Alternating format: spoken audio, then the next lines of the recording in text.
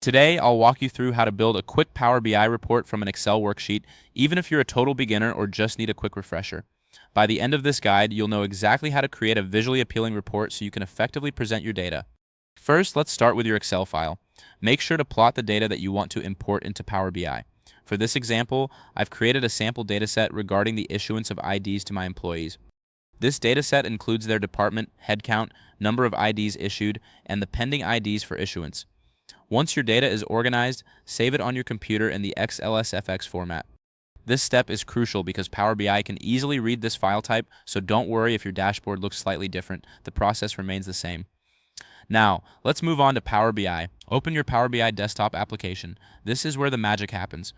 Click on the Home tab, and then select Excel Workbook. This action prompts Power BI to look for your saved Excel file.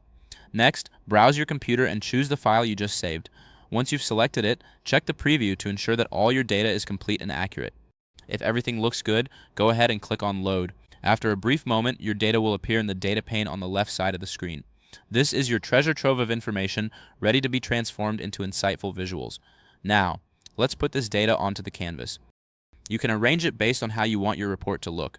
Think of it like decorating a room. You want to create an inviting space that showcases your data effectively. Choose from the various visuals and graphs available in Power BI. Whether you prefer bar charts, line graphs, or pie charts, there's a visual that will help convey your message clearly.